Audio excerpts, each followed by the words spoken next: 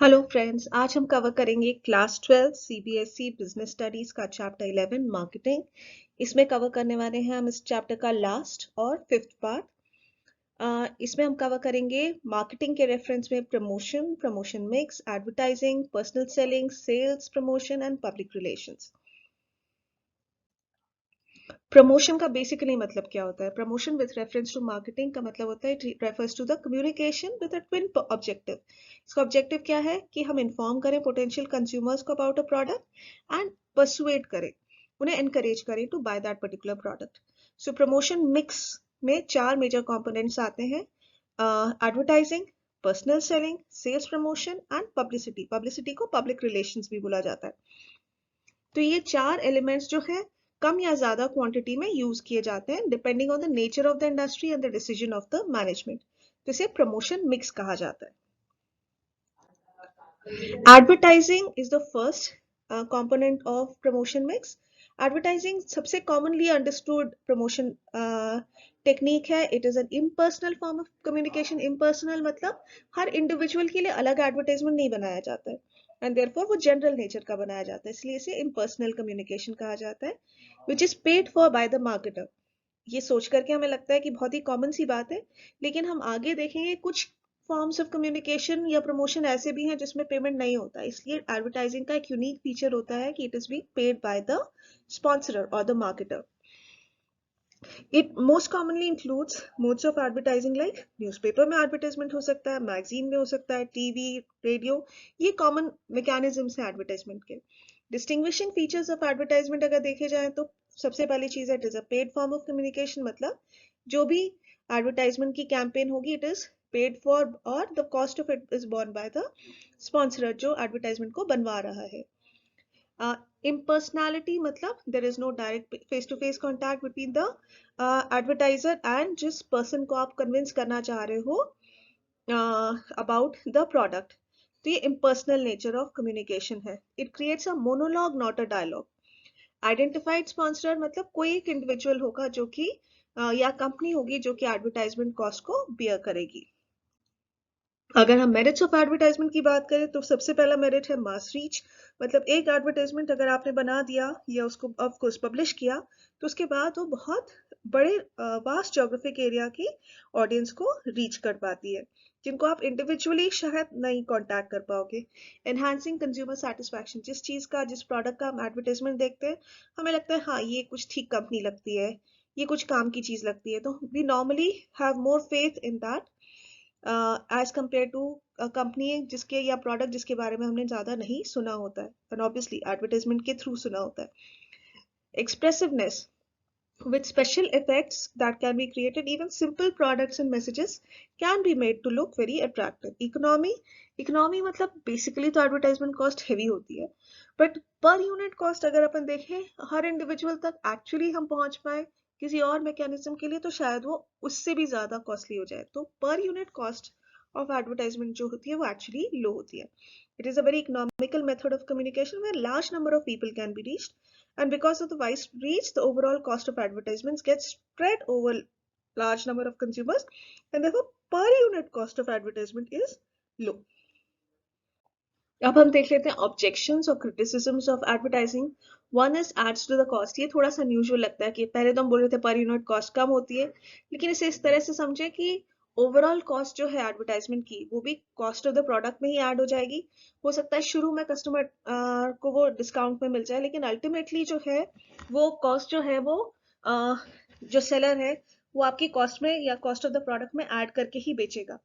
सो advertisement का TV में जो होता है या इवन न्यूज़पेपर एड्स का कॉस्ट यूनिट कॉस्ट बहुत ज्यादा होती है कि एक एडवर्टाइजमेंट की कॉस्ट बहुत ज्यादा होती है। तो ultimately that adds to the cost of the product. वो अल्टीमेटली तो बायर ही बियर करता है उस कॉस्ट को। इट अंडरमाइन सोशल वैल्यूज, क्योंकि कुछ हद तक एडवर्टाइजमेंट का ये भी क्रिटिसिज्म होता है कि वो कंज्यूमरिज्म को प्रमोट करता है। मतलब for more and more products आप ये भी खरीद लो, वो भी खरीद लो, ये भी यूज कर लो, वो भी यूज कर लो, आपको अच्छा लगेगा, आपको अच्छा लगेगा। That kind of messages normally advertisement के थ्रू दिए जाते हैं, तो वो undermines the social values of simplicity. But honestly advertisement का बेसिक जॉब जो है it is only to inform. They can not force you or ask you on a gun point to purchase.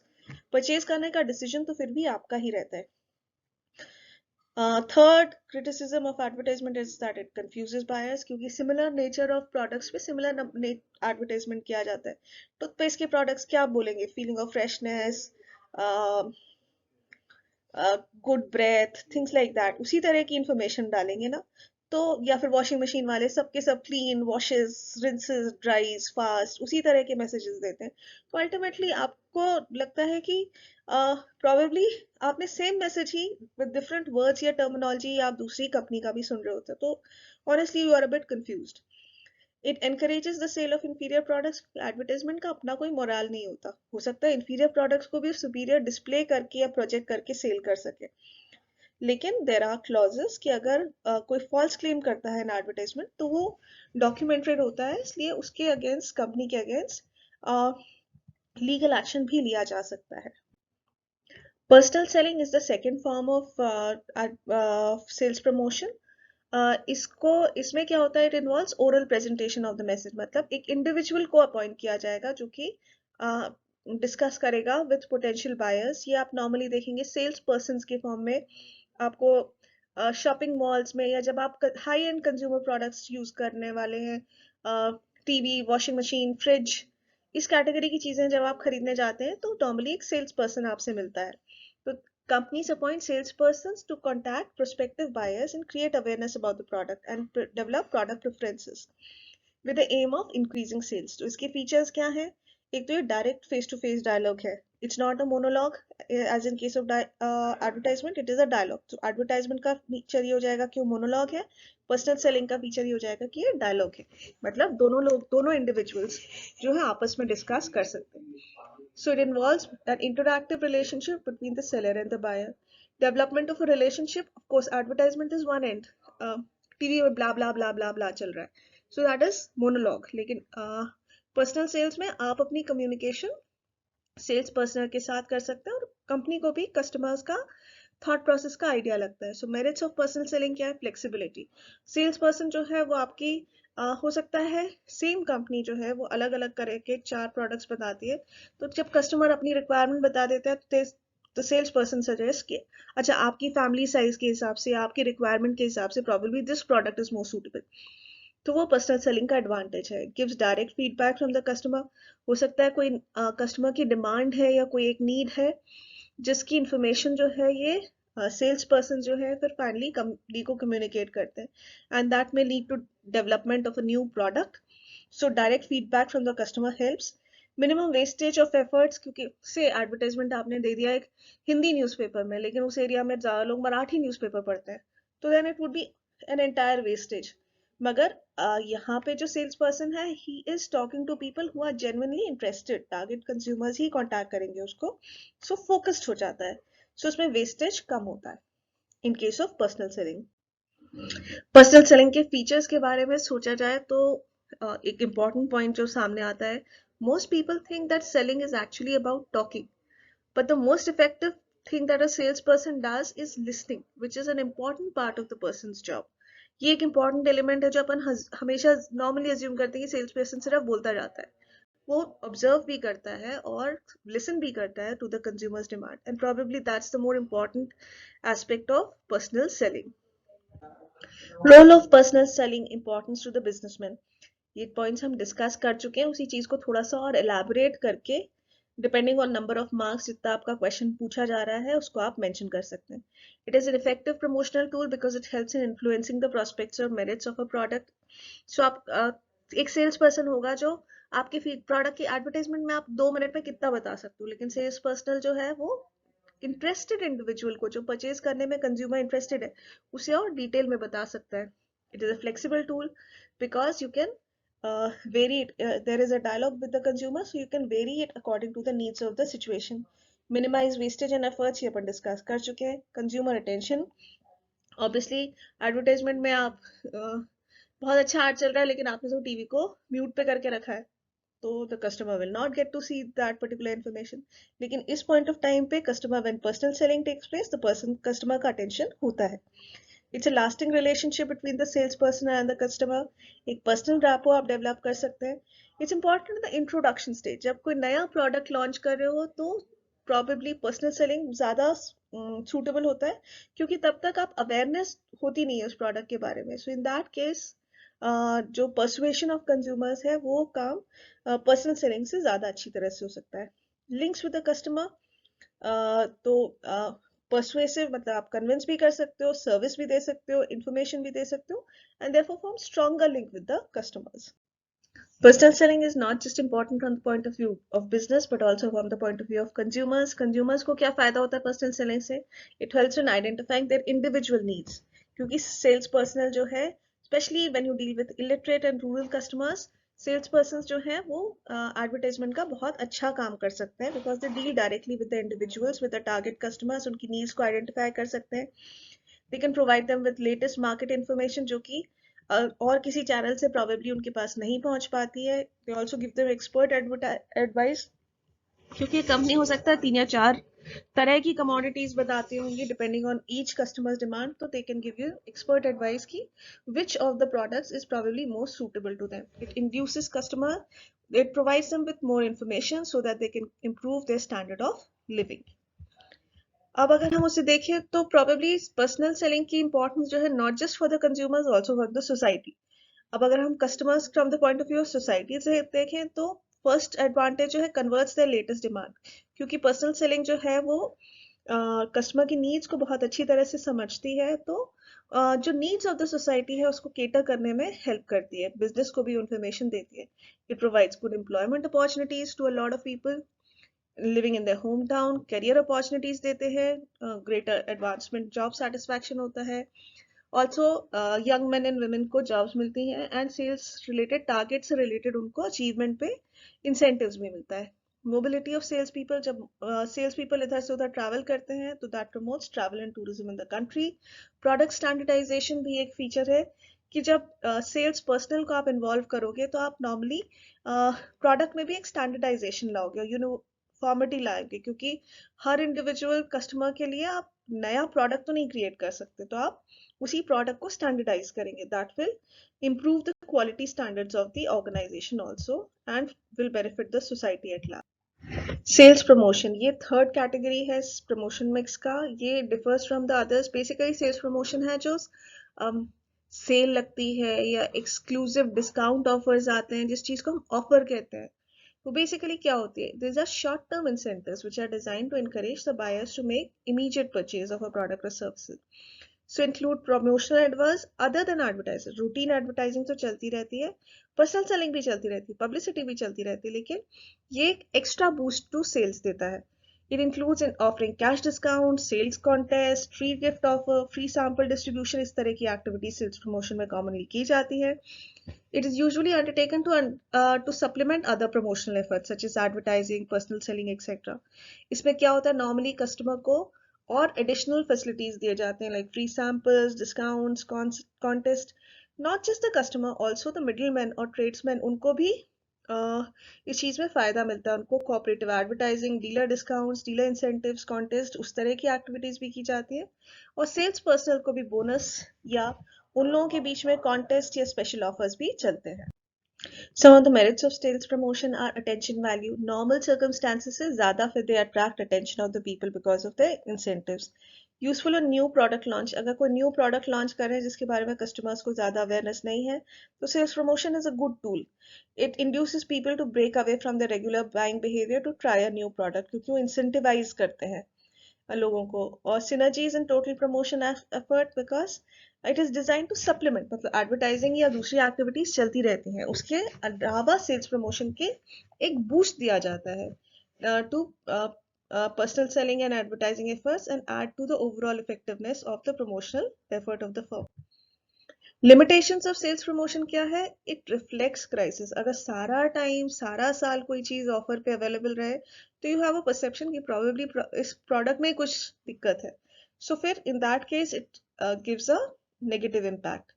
It spoils product image. Use of sales promotion tools may affect the image of the product. The buyers start feeling that the product is not of good quality या not adequately priced. तो वो आपको sales promotion as a tool जो है वो थोड़ा सा सोच करके यूज करना पड़ता है. Commonly used sales promotion activities क्या क्या होती हैं? Rebate, इस तरह की चीजें आपने रियल लाइफ में देखी होंगी. Example, car manufacturers sell a product at a discount of certain amount for a limited duration.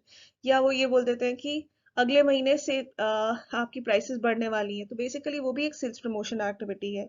Discount, discount up to this much percent, 50% plus 40% discount, ऐसे वियर्ड वियर्ड डिस्काउंट्स भी दिखाई देते हैं आपको. रिफंड, अगर कोई चीज आपको नहीं सूटेबल लग रही तो, या फिर आपको ऐसा लग रहा है कि आपने प्रूफ ऑफ परचेज दे सकते हो. कई बार रैपर्स आते हैं, सर्फ के इतने रैपर्स लेकर के आओ, आपको उसमें कुछ मिलेगा. बेसिकली क्या हो रहा है, उतने यूनिट्स आप परचेज कर रहे हो. So that is also a mechanism to boost the sales. Product combinations, एक बैग ऑफ आटा फ्लोर के साथ में आधा किलो राइस फ्री, एक memory card with a digicam, इस तरह की जो नॉर्मली प्रोडक्ट जिनका एक आपस में कोई कोरिलेशन होता है, उनके कॉम्बिनेशन बना करके बेचना, सो दैट दोनों प्रोडक्ट्स की सेल्स को बूस्ट मिले. Quantity gift, 50% extra, buy two get one free, ये सब क्वांटिटी गिफ्ट की कैटेगरी में आते हैं. इसके अलावा कुछ सेल्स प्रमोशन एक्टिविटीज हैं, इंस्टेंट ड्रॉ या लकी ड्रॉ, या कई बार होता है एक स्क्रैच कार्ड बना दिया, या फिर मूव अ व्हील. तो these kind of lucky draw या साइन गिफ्ट इन्होंने असाइन कर दिया, लकी ड्रॉ दे दिया कि आप purchase a bathing soap, you'll get a gold coin, lucky draw coupon. Usable benefits like आपने इतने अमाउंट का परचेज किया, इतनी चीज फ्री, इतने अमाउंट पर डिस्काउंट. फुल फाइनेंस, बेसिकली ये बोलते हैं कि 0% फाइनेंस. 0% फाइनेंस का मतलब होता है जो चीज आपको से 24,000 की मिल रही है, तो बोलेंगे कि हम आपको 2,000 की मंथली इंस्टॉलमेंट्स देने पड़ेंगे. मतलब आज भी आपको 24,000 ही देने हैं, और आप मंथली इंस्टॉलमेंट्स में भी दोगे तो भी आपको सेम अमाउंट ही देना है. तो अपफ्रंट आपको ऐसा लगता है कि तो आपको एक फाइनेंस फैसिलिटी मिल गई है. सैम्पलिंग, फ्यू सैम्पल पाउचेस वगैरह दे देते हैं डिटर्जेंट के या टूथपेस्ट के to potential customers at the time of launch of a new product. या कुछ कॉन्टेस्ट, आपने देखा होगा पेंसिल्स वगैरह के साथ में ड्राइंग कंपटीशन या इस तरह के कॉन्टेस्ट वगैरह ऑर्गेनाइज कर लेते हैं. So that also leads to sales promotion. अब हम डिस्कस करेंगे पब्लिक रिलेशंस के बारे में. ये लास्ट पार्ट है प्रमोशन मिक्स का. Business needs to communicate effectively to consumers, suppliers, dealers, since they are instrumental in increasing the sales and profit. Public relations जो होता है वो general होता है nature, मतलब they involve a variety of programs designed to promote or protect company's image in its individual products and in the eyes of the company, of the public in general. Most organizations आजकल एक separate PR department रखते हैं जिसे public relations department कहते हैं.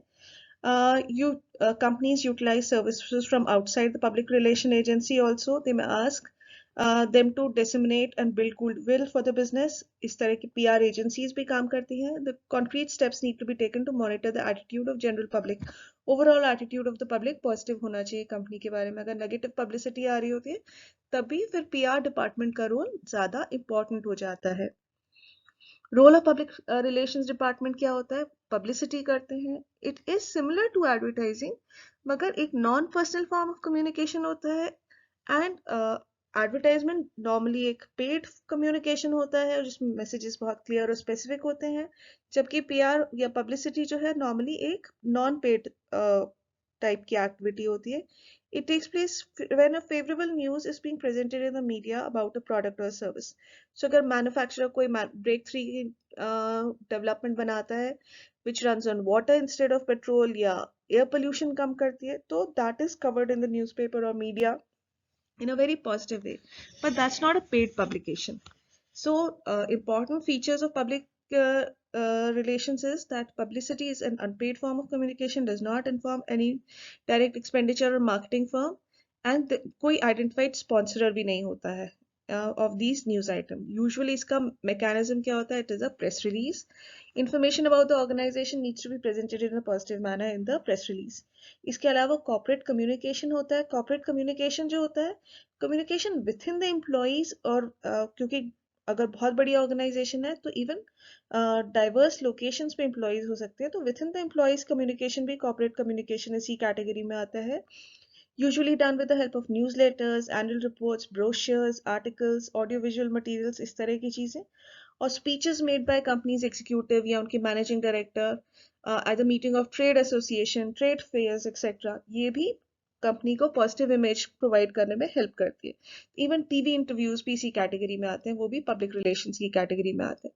इसके अलावा एक टर्म होता है लॉबिंग। लॉबिंग बेसिकली क्या होता है, जब आप कोई कंपनी या कोई ऑर्गेनाइजेशन के रिप्रेजेंटेटिव गवर्नमेंट ऑफिसर से जाकर के मिलते हैं, क्योंकि गवर्नमेंट कई मेजर डिसीजंस लेती हैं regarding the taxes, the norms, या एक्साइज ड्यूटी या फिर कस्टम ड्यूटी, या कौन सी चीज़ को इंपोर्ट करना है, कौन सी चीज़ पे इंपोर्ट रिस्ट्रिक्शंस लगाने हैं। तो जब भी ऑर्गेनाइजेशन के लोग गवर्नमेंट ऑफिशियल से जाकर के मिलते हैं या मिनिस्टर्स से जाकर के मिलते हैं in relation to corporate affairs, industry, finance, या इस तरह के लोग in relation to policy relating to a business or the economy, to change their opinion positively in favor of what the company wants, और इस तरह के काम फिक्की या federation of Indian commerce of India जो है इस तरह के लोग भी करते हैं। तो बेसिकली इसे लॉबिंग कहते हैं। वो भी एक पीआर का हिस्सा होता है, पब्लिक रिलेशनशिप का हिस्सा होता है। उसके अलावा एक चीज होती है काउंसलिंग।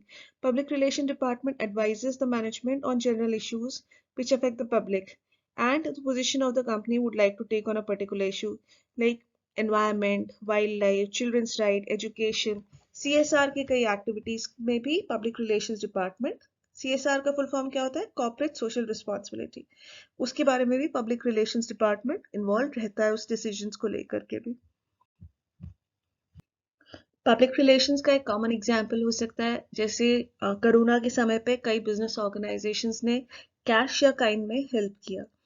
तो इस तरह की इंफॉर्मेशन जो है वो न्यूज़पेपर तो कवर करेगा, न्यूज़पेपर बताएगा भी कि this business has contributed this much amount to the benefit of people suffering from corona. लेकिन ये एडवर्टाइजिंग तो नहीं है, ना ही इसमें लिए कोई सेल्स प्रमोशन पीछे एक्टिविटी की जाती है, but it definitely helps in building a positive brand और इमेज ऑफ द ऑर्गेनाइजेशन।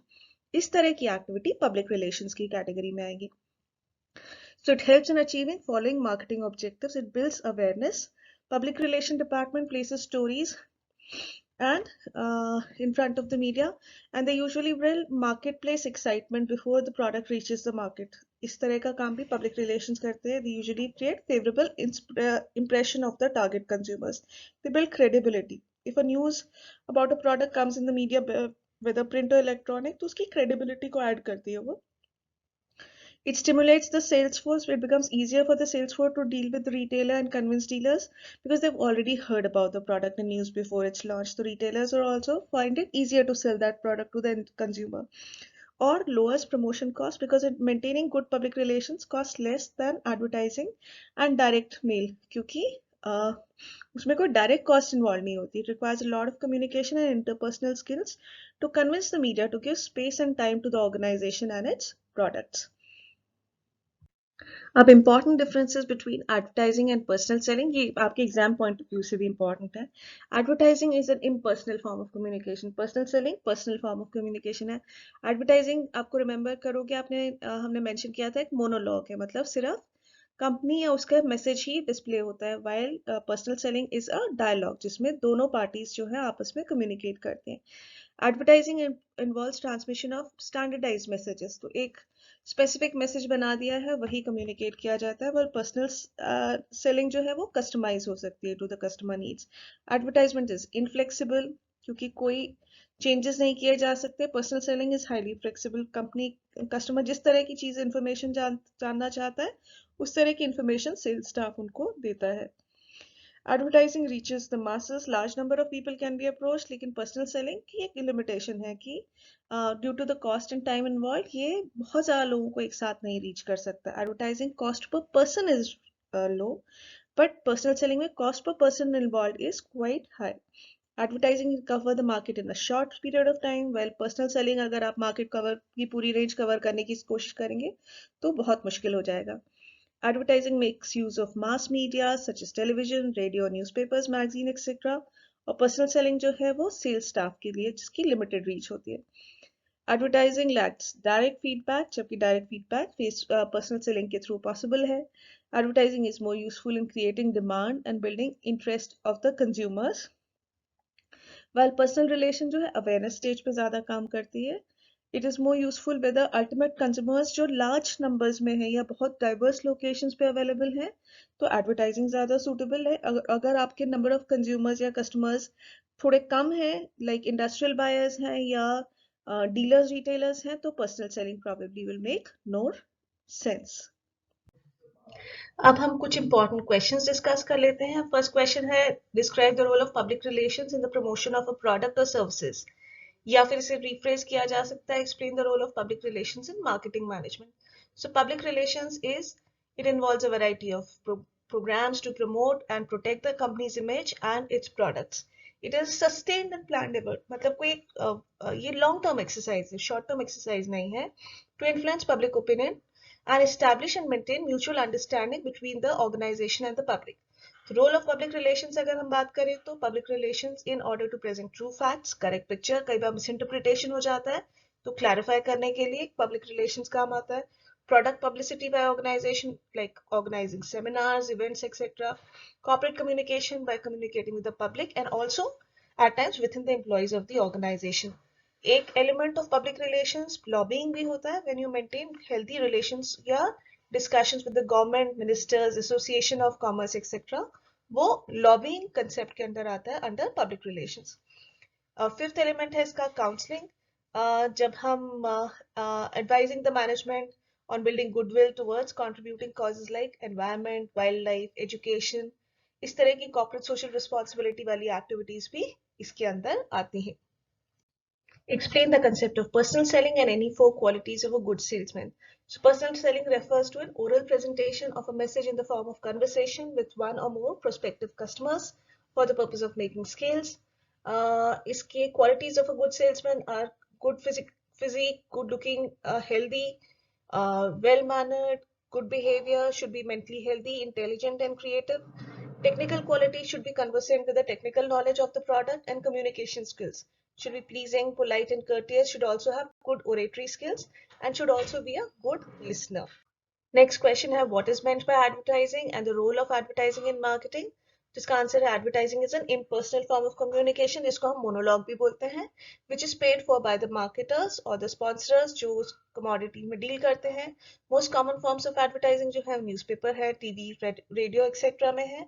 और रोल ऑफ एडवर्टाइजिंग के बारे में अगर बात करें तो बेसिकली हम एडवांटेजेस की बात करें तो एडवांटेजेस या रोल ऑफ एडवर्टाइजिंग में हम मेंशन करेंगे, provides economies of scale, large scale जो एडवर्टाइजिंग होती है, या एक बार एडवर्टाइजमेंट न्यूज़पेपर में या मैगजीन में आ गया या टीवी पे आ गया तो it covers a large scale of people, mass को कवर कर लेता है. reduces dependence on middlemen क्योंकि advertising establishes a direct contact between the manufacturers and the customers, so customers are also convinced about the quality or nature of the product. It is easy to find customers as they are made aware of the availability and the useful of the goodness of the goods by means of advertisement. Next question है, advertisement is unnecessary and wasteful. Do you agree? Give reasons in support of your answer. तो इसमें हमें advertisements के criticisms या objections mention करने हैं. उसमें सबसे पहले ऑब्जेक्शन जो आता है, इट अंडरमाइन सोशल वैल्यू, क्योंकि ये कंज्यूमरिज्म को प्रमोट करता है और लोगों को इस तरह की फीलिंग देता है कि आपको ये प्रोडक्ट आपके पास होना चाहिए, नहीं तो आपको अच्छा नहीं लगेगा, या इस तरह का नेचर को प्रमोट करता है. It at times encourages the sales of inferior goods क्योंकि advertisement cannot differentiate between good or bad. At times बहुत अच्छी क्वालिटी ऑफ गुड्स को भी अच्छे एडवर्टाइजमेंट से मिसलीडिंग इन्फॉर्मेशन दी जाती है. As to the cost of the product, because as we know advertising cost ultimately तो कंज्यूमर ही बियर करता है in the form of additional cost to the product. Confuses the buyer because it gives similar messages, जैसे हमने toothpaste के example में discuss किया था, टीवी, डिटर्जेंट, सभी में बहुत माइनर डिफरेंसेस होते हैं प्रोडक्ट्स में और उसको वो कंफ्यूज करते हैं पोटेंशियल कस्टमर्स को. अगला क्वेश्चन थोड़ा सा ट्रिकी है, इसको जरा ध्यान से देखेंगे तो आपको समझ में आ जाएगा. Identify and explain the promotional tool of marketing mix which plays a persuasive service and informative role and thereby a link between firm and the customer. Also explain by giving any four reasons how this tool is helpful. तो सबसे पहले तो इसमें हम identify करना है कि वो टूल किसकी बात कर रहे हैं. थोड़ा सा आप सोचेंगे तो आपको समझ में आ जाएगा. पर्सुएशन है, सर्विस है, इंफॉर्मेशन है, तो ये पर्सनल सेलिंग की बात कर रहे हैं. फिर आप पर्सनल सेलिंग की क्वालिटीज और कैरेक्टरिस्टिक्स बता दीजिए. It refers to oral communication है. It is important because it is a flexible tool, direct communication है विद द कस्टमर, तो उसके जो नीड्स को है उनको डायरेक्टली एडजस्ट कर सकता है, direct link with the customer है, it is a dialogue not a monologue in as in case of advertising, feedback from the customer भी डायरेक्ट आ जाता है टू द एम्प्लॉय एंड वो डायरेक्टली टॉप मैनेजमेंट को बता सकता है। Role of personal selling is very important in the introductory stage, जब कंज्यूमर्स को प्रोडक्ट के बारे में ज्यादा अवेयरनेस नहीं होती है, उस समय पे पर्सनल सेलिंग की इंपॉर्टेंस और ज्यादा बढ़ जाती है। अगला क्वेश्चन भी सिमिलर है, identify and explain a promotional tool of marketing which is impersonal form of communication and is paid for the marketer। अब ये दो कैरेक्टरिस्टिक्स को हम देख करके समझ में आ रहा है कि हम एडवर्टाइजिंग की बात करें, क्योंकि it is impersonal and it is paid for the market by the marketer. इसके 3 बेनिफिट्स, एडवर्टाइजमेंट के 3 बेनिफिट्स हमें पहले से ही आते हैं, तो हम उसे मेंशन कर सकते हैं। जैसे मास कम्युनिकेशन अलाउ करता है, helps in building image of the organisation and increasing demand and also convincing the customer about the quality of the product। जिसकी एडवर्टाइजमेंट आपने देखा होता है उसका जनरली कंज्यूमर आराम से बिलीव कर लेते हैं about the nature of the product. अगला क्वेश्चन भी somewhat similar है, explain and identify promotional tool which involves oral communication with the prospective customers and तो बेसिकली ये पर्सनल सेलिंग की बात कर रहे हैं, लेकिन इसमें जो एनी 3 बेनिफिट्स जो है वो from the point of view of society बता रहे, तो पर्सनल सेलिंग के बारे में मेंशन करके फिर हम बोल देंगे कि सोसाइटी में कैसे बेनिफिट करता है, एम्प्लॉयमेंट अपॉर्चुनिटीज जनरेट करता है, converts the demands of the customer, जो भी नीड्स ऑफ द कस्टमर है उसको फुलफिल करने में हेल्प करते हैं, helps in standardisation of the product. Its role is more in the introductory stage, जब नया प्रोडक्ट लॉन्च हो रहा था तब प्रोडक्ट की पर्सनल सेलिंग ज्यादा इंपॉर्टेंट होती है, फीडबैक भी डायरेक्टली मिल जाता है हमें कस्टमर से, और ये डायरेक्ट लिंक एस्टैब्लिश कर देता है of the company with the customers. Next question है, explain the role of advertising in marketing management. तो एडवर्टाइजमेंट जो है it is a informal communication, इसका most common means of communication है newspaper, TV, radio etcetera. Advantages जो है for the manufacturers are that it provides economies of scale, large scale लोगों के बीच में ये इंफॉर्मेशन आराम से और जल्दी प्रोवाइड कर देता है, reduces dependence on middleman. Advertising जो डायरेक्ट कम्युनिकेशन एस्टैब्लिश कर देता है बिटवीन मैन्युफैक्चरर्स एंड कंज्यूमर्स, और कंज्यूमर्स के लिए भी ये फायदेमंद है क्योंकि ये एजुकेट कर देता है कंज्यूमर्स ऑफ को कि what kind of products are available in the market. Likewise consumer surplus भी ये प्रोवाइड करता है, क्योंकि any additional saving that the company has because of increase in sales और समथिंग, उसका बेनिफिट जो है अल्टीमेटली कंज्यूमर को ही मिलता है। एडवांटेजेस टू द सोसाइटी जो है, इट जनरेट्स एम्प्लॉयमेंट, एडवर्टाइजमेंट और उसके थ्रू इंडस्ट्री में काफी एम्प्लॉयमेंट जनरेट होता है, improves the standard of living of people, because generally आप अच्छे प्रोडक्ट्स कंज्यूम करते हो तो आपकी लाइफस्टाइल भी इम्प्रूव होती है, improve the end also education जो है provides facilitates the progress of the civilization, so overall society के लिए ये beneficial हो सकता है।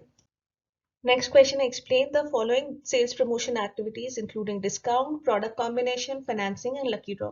Discount हम सब जानते हैं, जब किसी भी प्रोडक्ट को lower than the price MRP से कम पे बेचा जाता है, डिस्काउंट पे बेचा जाता है, तो वो हो जाता है एक sales promotion activity called discount. Product combination normally toothbrush के साथ टूथपेस्ट फ्री, सॉरी टूथपेस्ट के साथ toothbrush free, that kind of activities, या सिमिलर नेचर की एक्टिविटीज, एक कैमरा आप खरीद रहे हैं तो एक में भी है यूएसबी ड्राइव फ्री, इस तरह की एडिशनल चीजें जो प्रोडक्ट कॉम्बिनेशन में मिलती है वो उस प्रोडक्ट सेल्स प्रमोशन एक्टिविटी की कैटेगरी में आ जाती है। फाइनेंसिंग नॉर्मली 0% पे या आपको लो रेट ऑफ इंटरेस्ट पे इजी इंस्टॉलमेंट्स में अगर कोई पर्टिकुलर अमाउंट परचेज करने को मिल जाता है थ्रू पोस्ट डेटेड चेक्स, उसे फाइनेंसिंग कहते हैं।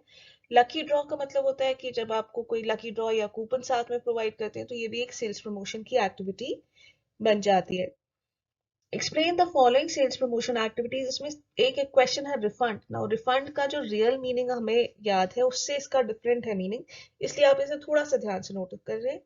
Refund is a price paid to customers, but सब जैसे कई बार होता है सर्फ एक्सेल आप खरीदें या लेस खरीदें तो इसके रैपर्स इकट्ठे करें और रैपर्स पे आपको कुछ गिफ्ट मिलता है, तो basically it is like an evidence कि आपने उस प्रोडक्ट को कंज्यूम किया है और उसको प्रमोट करने के लिए वो कुछ और एडिशनल कोई गिफ्ट दे देते हैं।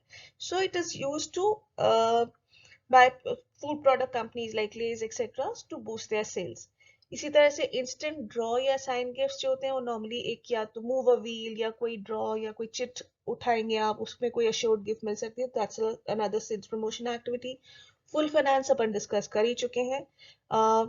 एट पोस्ट डेटेड चेक्स या लोअर इंस्टॉलमेंट्स, छोटे अमाउंट ऑफ इंस्टॉलमेंट्स में आपको उसी अमाउंट को पे करने का पॉसिबिलिटी दिया जाता है, उसे फाइनेंसिंग कहते हैं। सैम्पलिंग जो है उसका मतलब होता है कि कुछ free samples of the products देते हैं ये लोग।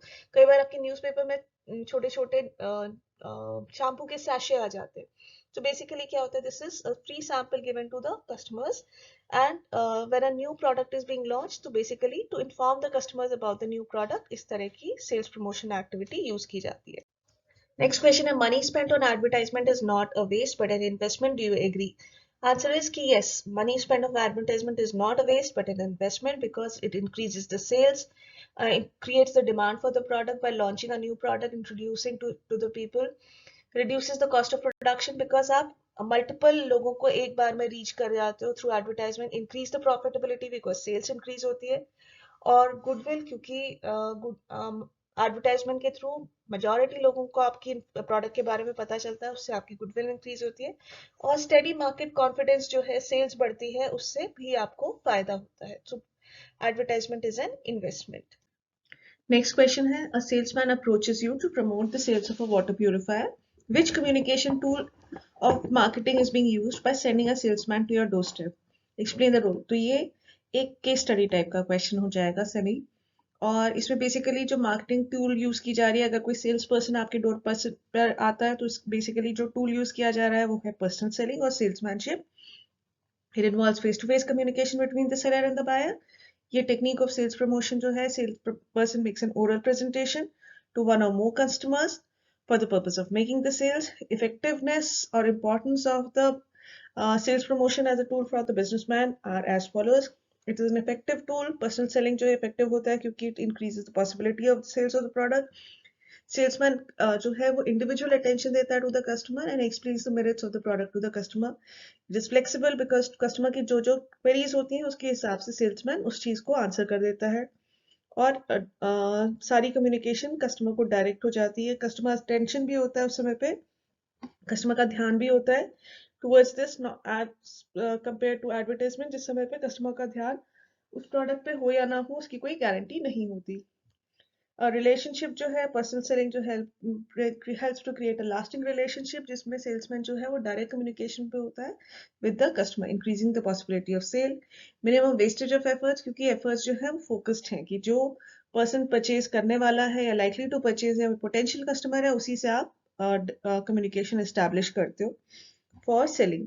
और पर्सनल रैपो जो है, including personal rapport with the salesman, ये इम्प्रूव होती है इन सच अ circumstance. This brings us to the end of our chapter 11.